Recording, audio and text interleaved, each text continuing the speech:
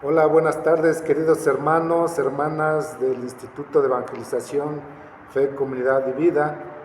Hoy estamos en la casa cuna del Sagrado Corazón de Jesús y pues nuestra hermana va a compartir con nosotros un testimonio de vida o un testimonio religioso, ¿verdad? Aquí está la hermana presente. Los voy a dejar con ella para que se presente y comience su testimonio, y ya yo en un ratito le voy a comenzar a hacer unas preguntas. Adelante, hermana. Muy buenas tardes. Hoy pues me encuentro aquí compartiendo un poquito de mi experiencia como consagrada. Mi nombre es María Guadalupe Ruiz Amaro, soy del municipio de Chietla, Puebla. Mi parroquia se llama San Francisco de Asís. Y en esta tarde pues quiero compartir un poquito pues de lo que ha sido mi vida desde que ingresé a la congregación hace casi 8 años ya, de ese primer llamado que Dios me hizo a la vida religiosa. En ese tiempo pues yo ya platiqué en otra ocasión pues cómo fue mi llamado. Yo tengo una tía que es religiosa, de las misioneras del Sagrado Corazón de Jesús de Jalapa. Ellos trabajan en parroquias y yo creo que de ahí nació mi vocación.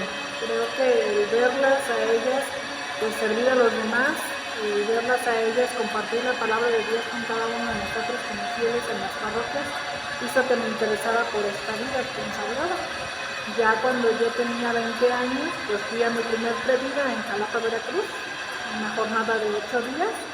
En ese momento pues mi tía hizo 25 años de vida consagrada, y algo que recuerdo mucho que me llamó la atención pues fue ver a las hermanas bailando y cantando el payaso de rodeo en aquella fiesta, y eso fue lo que me hizo animarme a ir a esa jornada. Pero en ese momento yo estudiaba la licenciatura en psicología, así que decidí terminar mi carrera y posteriormente pues ver si este era el llamado que Dios me hacía. Terminé mis estudios en el 2014 y después pues vine a otra jornada de diciembre aquí en el seminario palafoxiano. En ese momento fuimos 56 chicas las que participamos y nos hicieron reflexionar acerca de cómo Dios había nacido en nuestra vida, desde nuestra historia, como nuestros papás, y cómo Dios nos hacía ese primer llamado a la vida y a la santidad. En otro previda, en 2016, fuimos 48 chicas, y ahí fue toda una Semana Santa donde fuimos reflexionando acerca de la pasión de nuestro Señor Jesucristo.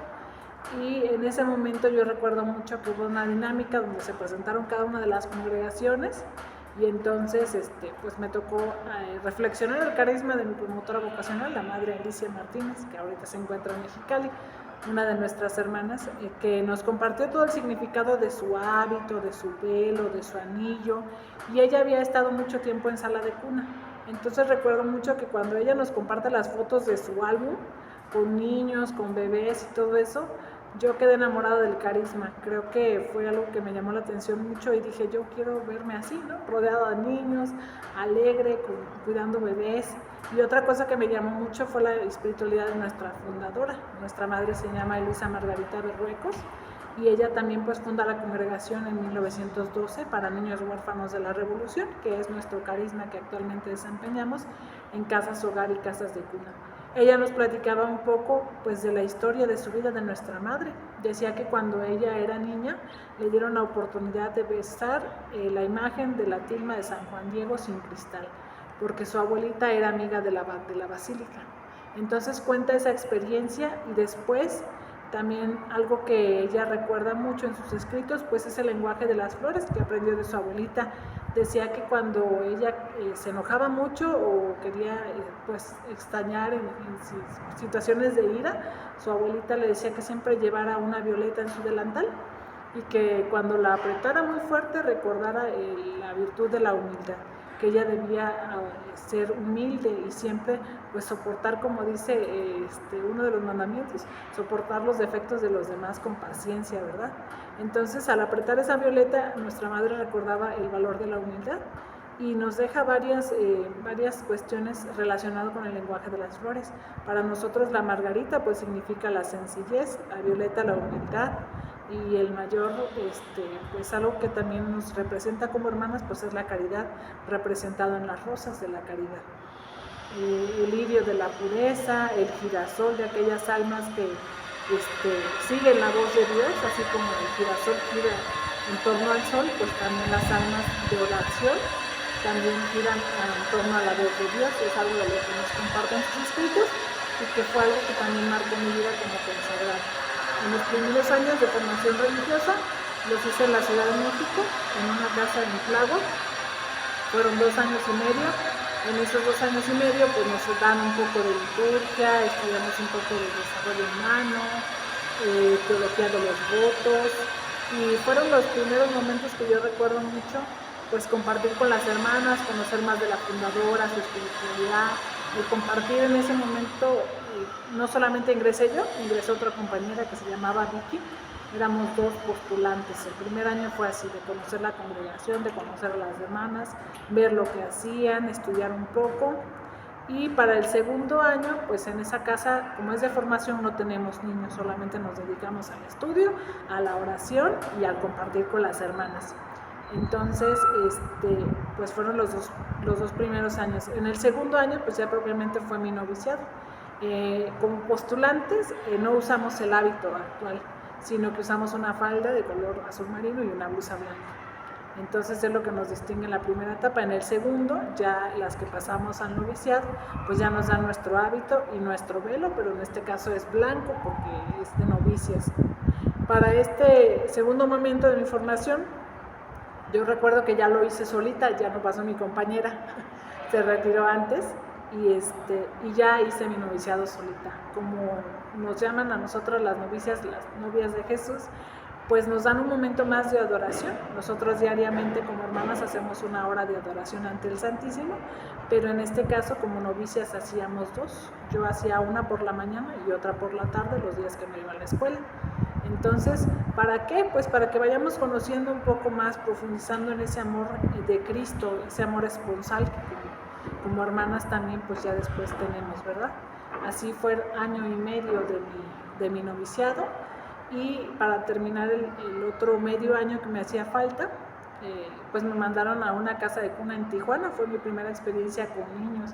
Yo recuerdo que tenía mucho miedo de volar, nunca me había subido en avión, y entonces yo le decía a la madre, ay, pero me va a dar mucho miedo el avión, y decía, pues tú pídele mucho a la Virgen que te ayude y que te ayude con los niños, porque pues yo nunca había estado también con niños tan pequeños y menos de cuna, ¿no? Entonces recuerdo que ya me subí al avión y lo primero que vi llegando pues fue a la hermana de mi congregación. Eso me dio a mí mucha seguridad, verla, y dijo, vente, vámonos a la casa, ¿no? Y me fue mostrando un poco de la línea, que le llaman así la línea para cruzar al otro lado, a los Estados Unidos, y ya llegamos a una casa también muy grande, casa de cuna Troncoso y Berruecos, que fue mi primera comunidad.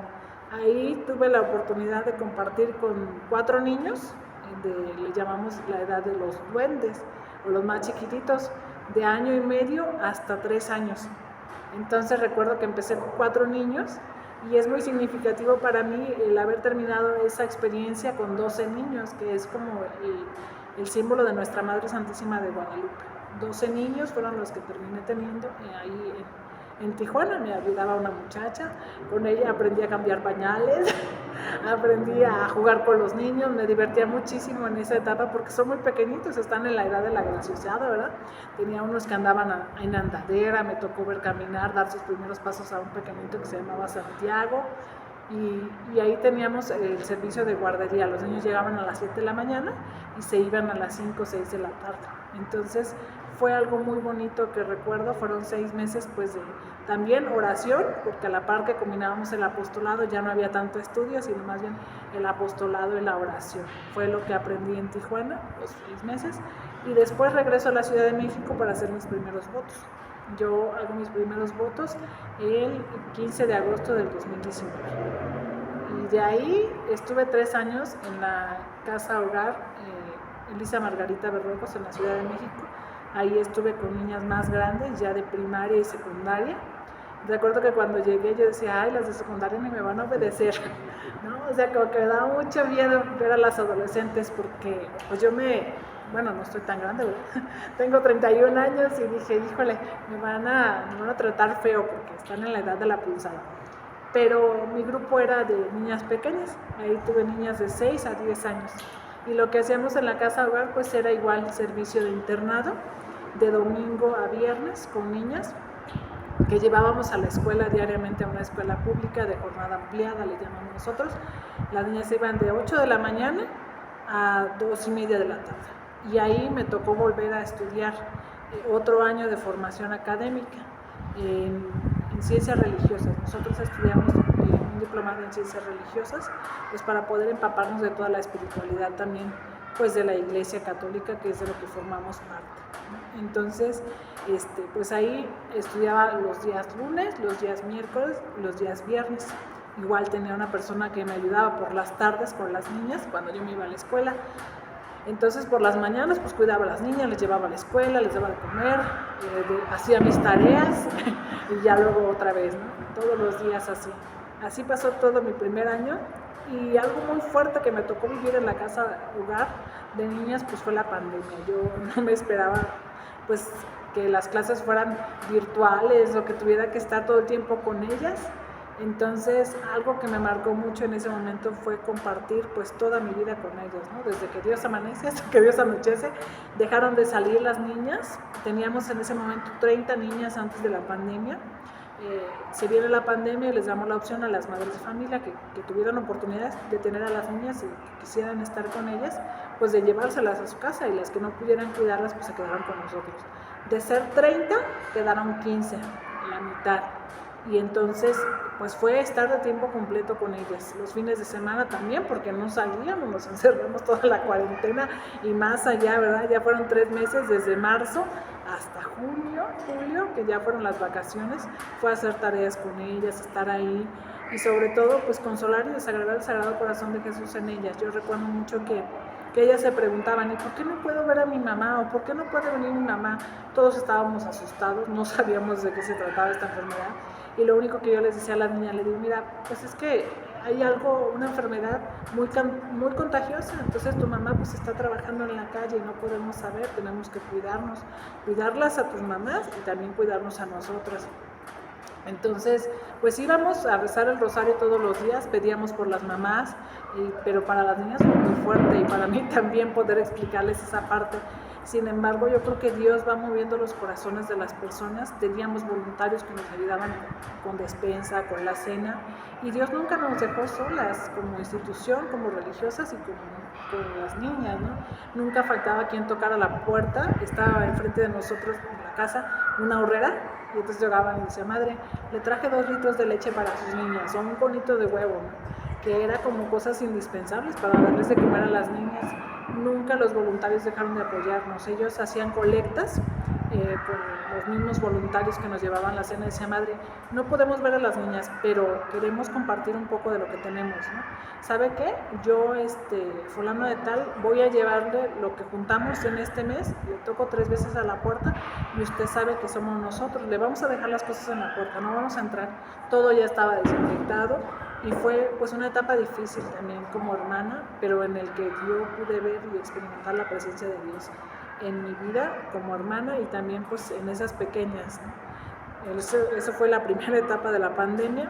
La segunda pues fue diferente, porque en ese momento contamos con una persona que nos apoyaba en la cocina, y ella también decidió irse, ¿no? Dijo, madre, yo soy de Veracruz, prefiero regresar a mi casa con mi familia, y pues se nos vino toda la cuestión de la cocinada también, ¿no? Entonces yo recuerdo que decía, híjole, ¿y ahora qué voy a hacer?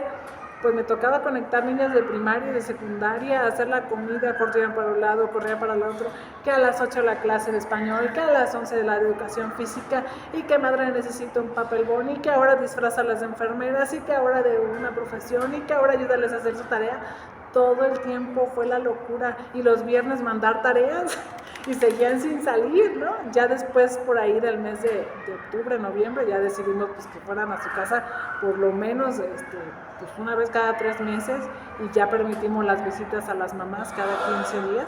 Sin embargo, pues seguía siendo con sana distancia, ¿no? O sea, venían las mamás a 1,5 metros de distancia, las niñas, y entonces pues ya, a pesar de que las veían, no era lo mismo, a pesar de que salían, no era lo mismo. Fue una etapa también, pues, de mi vida personal un poco difícil. Yo en el año del 2020, 2021, pues me entero que mi papá tiene cáncer. fue una etapa también pues de vida personal difícil. En el mes de abril de 2021 mi papá fallece a causa pues de un cáncer de colon terminal. Y Dios me permitió también pues ver ahí su misericordia y su gracia, porque yo no podía estar cerca de mi familia, digamos así, físicamente, pero espiritualmente yo sabía que estaba con mi papá, ¿no? Y mi papá lo entendió muy bien así. Yo recuerdo que hubo un sacerdote que me permitió hacer horas santas por los enfermos en su parroquia, y era la manera como yo llegaba a mi papá. Yo estuve en febrero en una operación que le hicieron, estuve con él 8 días, y después en el mes de abril, que cuando me avisan a mí que estaba agudizando, pues Dios me permitió también estar en sus últimos momentos con él, con mi familia, 3 días, y después el novenario. Eso fue para mí una gracia que mucha gente a lo mejor en tiempos de pandemia no tuvo, y que para mí fue una oportunidad también de experimentar el amor de Dios. Yo creo que a pesar de que no entendía mucho y el dolor también en ese momento era muy fuerte, yo no entendía a Dios. Yo le decía, ¿por qué te lo llevas? No sé, pero sé que Él ya cumplió su misión en la vida, ¿no? Este sacerdote me apoyó mucho. Había gente que me decía, las mismas hermanas me decían, mira, ponlo en manos de Dios y Él sabe por qué hace las cosas. Sin embargo, pues uno es humano, ¿verdad? Y le duele. Entonces, conté mucho con el apoyo de las hermanas, de los sacerdotes, de esta hermana que me cubría cuando yo iba a casa de mi familia. Venía otra hermana de otra comunidad y me cubría con las niñas. Y recuerdo mucho que yo me quedé con ese sentimiento de culpa y le pregunté a mi mamá, le dije, oye, mamá, pues yo siento que no estuve como yo hubiera querido, ¿no? Y me decía, pues tu papá lo entendía, porque alguna vez yo le pregunté, oye, ¿quieres que venga tu hija a verte? Y él dijo, no, porque ella tiene cosas que hacer y ella está con Dios. Y yo sé que está conmigo a pesar de que está allá. No puede venir a verme porque tiene que cuidar a sus niñas, ¿no? Para mí el escuchar esa respuesta de mi madre, pues también fue saber que Dios estaba conmigo, que había hecho las cosas pues como Dios quería que las hiciera, ¿no? Que era continuar en mi vocación a pesar de esta dificultad pues de familia. Pasa esto de mi papá y fue una etapa pues también de mucho amor de Dios, de mucho consuelo espiritual. Y posterior a eso pues me toca vivir el cierre de la comunidad hace poquito, también por falta de personas. Desafortunadamente pues no hay muchas vocaciones en la comunidad, y pues la congregación decidió cerrar la casa hogar y nuestras niñas pasaron a otra casa hogar en una escuela en San Pedro de los Pinos.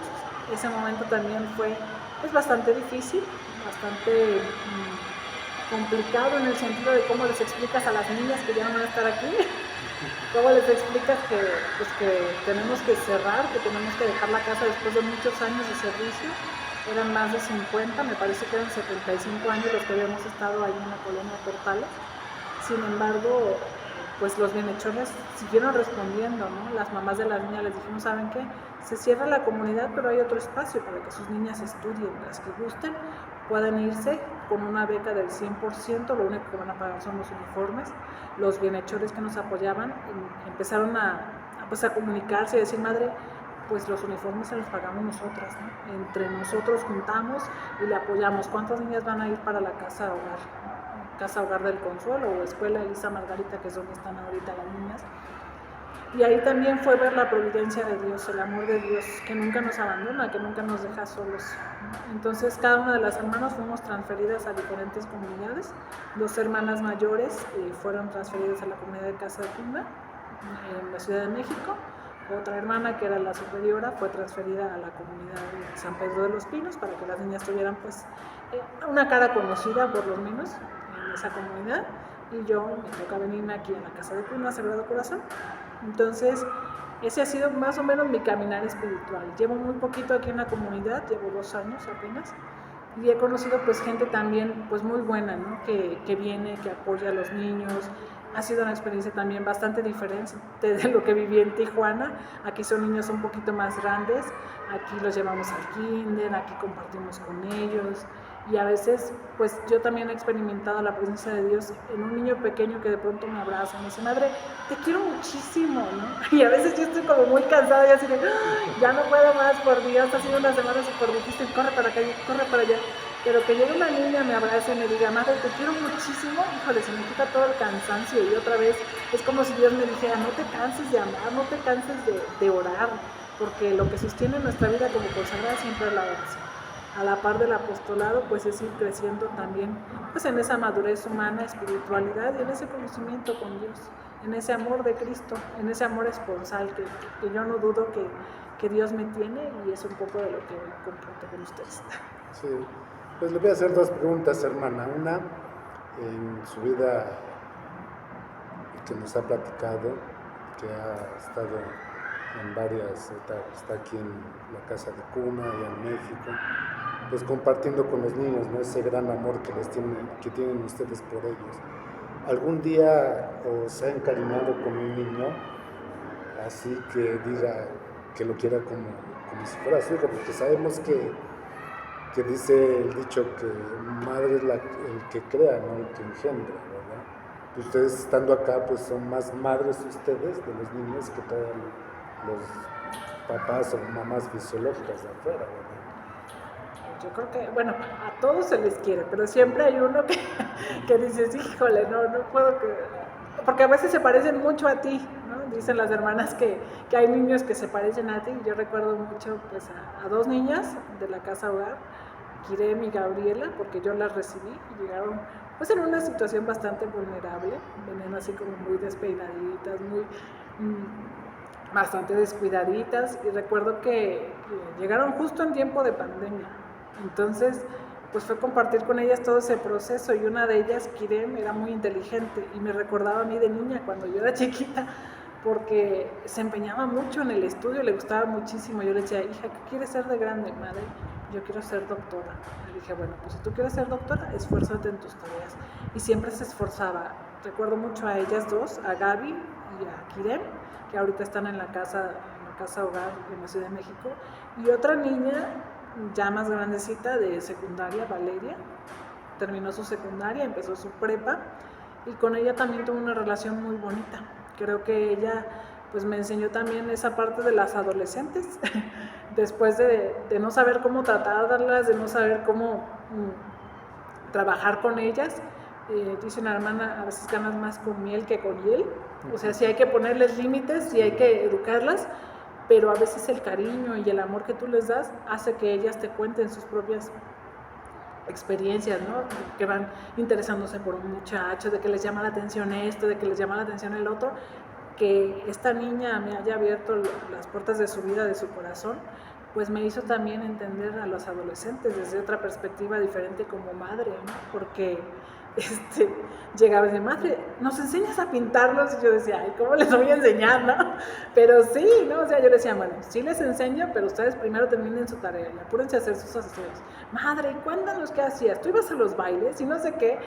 O sea, abrirles también esa parte de mi vida, compartirles con ella como adolescentes, pero siempre enfocarlas a decirles, bueno, primero su carrera, primero su estudio. Los novios los pueden esperar todo el tiempo que ustedes quieran, pero el estudio, esto siempre es primero, porque como mi papá decía, esa es la mejor herencia que pueden dejar los papás, ¿no? Y ustedes, yo les decía, hijas, sí hay un tiempo para todo, y sí pueden tener novio, pero despacito, con calma. Primero su estudio, primero diviértanse, gocen su juventud, y después el novio las puede esperar, ¿no? Y Valeria fue alguien que marcó mucho mi vida. Recuerdo mucho que hace poquito también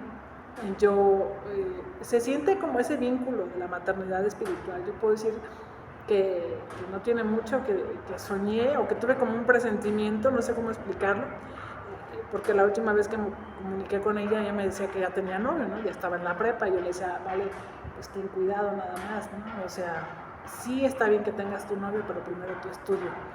Y entonces yo recuerdo que sentí como un presentimiento en mi corazón. Yo estaba en la capilla y decía, ay Señor, pues yo no sé qué le está pasando a Vale, pero siento que algo le está pasando, y te la pongo en tus manos, ¿no? No sé si tienen que ver con su familia, porque también venía en una situación vulnerable, una situación difícil, o tenga que ver con el novio que ahora tiene, pero pues yo te encargo y te pido mucho por Vale, ¿no? Y eso es como la parte de la maternidad espiritual que he experimentado.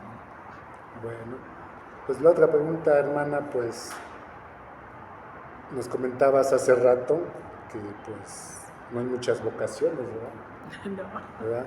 ¿qué le podrías decir pues a nuestros hermanos, hermanas que nos ven por este canal, que si alguna de sus hijas quisieran ser religiosas, ¿qué les dirías? ¿O qué les dirías a esas muchachas que pues tienen ese llamado de Dios? Pues a las jóvenes yo creo que no tengan miedo a decirle sí al Señor, que sean valientes como María, porque sí da miedo. Yo puedo confesar que sí da miedo decir que sí, y más cuando te dicen, híjole, para toda la vida, ¿verdad? Como mi papá decía, con Dios no se juega. Pero si Dios te está haciendo ese llamado, si Dios te está tocando algo en tu corazón, anímate a decirle sí. Y yo recuerdo una frase que le decía mucho a mi mamá, le dije, mira mamá, pues yo voy a ver si es mi vocación, voy a experimentar, voy a probar, y si no, pues yo sé que aquí tengo mi casa, ¿no? O sea, que se den la oportunidad de conocer, de que nadie te lo cuente, ¿no? Sino que digas, yo lo viví, yo lo experimenté, yo le respondí al Señor, no fue mi vocación, pues a lo mejor, ¿no? Pero no te quedes con esa espinita, o sea, atrévete a vivirlo, atrévete a disfrutarlo, atrévete a experimentar ese amor de Cristo, sé valiente. Eso le diría a las jóvenes, que no te importa el qué dirán, porque muchas veces, ay no, ¿qué van a decir mis papás? Ay no, ¿cómo me van a ver mis compañeros? Van a decir que esto, van a decir que el otro. Pues no, que no te importe lo que digan los demás, sino lo que hay en tu corazón, decirle sí al Señor. Porque dice una frase, ¿no? Cuando Dios llama, te prepara para lo que te llama, y Él prepara a los que elige, prepara a los que llama, aún en situaciones difíciles, Él te da lo que necesitas. Entonces yo les diría a las jóvenes pues que sean valientes, y a los papás pues que también no tengan miedo a entregarle sus hijas a Dios, porque también entiendo que es difícil, también entiendo que da miedo, pero pues es una donación de amor. Ustedes también como padres de familia pueden experimentar el momento, es como un matrimonio, yo diría, ¿no? También cuando uno se casa, pues es dejar su familia por ir con esta persona con la que uno quiere hacer su vida. Entonces respetar esa decisión de sus hijas, de sus hijos, y animarlos y apoyarlos en ese proceso, que tampoco para ellos es fácil, porque es cambiar de perspectiva, es dejar sus amigos, es dejar sus seguridades, sus comodidades, porque estar en casa es estar cómodo, ¿no? Y salir de casa es enfrentarte pues a cosas desconocidas, a cosas nuevas, ¿no? Como padres de familia también anímenlos, motívenlos y denles permiso de ir a los retiros, porque me ha tocado ahorita en la pastoral de Puebla pues ver a papás que dicen, ay no, prefiero que se case a que sea monja, ¿no? Porque pues ya cuando se casa a lo mejor la voy a ver cada 15 días o cada 8 días, pero si se va al convento, madre, ni siquiera la voy a ver, no la voy a poder visitar. Ay no, mejor que se case. Pues bueno, sí que se case, pero ¿qué tal que no le toca un buen marido? Yo creo que Jesús es el mejor marido. Yo creo que Jesús es el mejor amor que uno puede experimentar, porque no te golpea, porque no te pega, porque te da todo aquello que necesitas. Aún en los momentos difíciles ahí está para ti. Y yo creo que también eso les diría a los papás, no tengan miedo de apoyarlos, no tengan miedo de lo que vaya a pasar o de lo que vaya a sufrir, porque algunos también dicen, ¿no? Ay, es que eso es mucho sufrir, madre. Las monjitas sufren mucho, ¿no es cierto? O sea, sí sufrimos, pero no, es así como que, ay, se van a morir. No, al contrario, yo creo que Dios también es ese amor, ¿no? Nos da más de lo que merecemos, el 100 por 1 en casas, en lugares. Yo podría decir, bueno, un amigo hace poco también me preguntaba, decía, pues es que tú subes muchas cosas en tu Face, has visitado muchos lugares. Le dije, pues eso es gracias a mi esposo. O sea, nos da la oportunidad de conocer muchos lugares, de conocer mucha gente.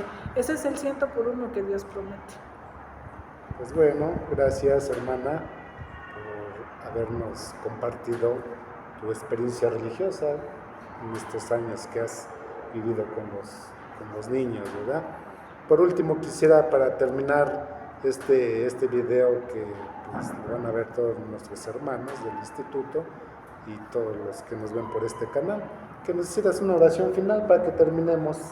Y gracias, madre, hermana, por tu tiempo, ¿no?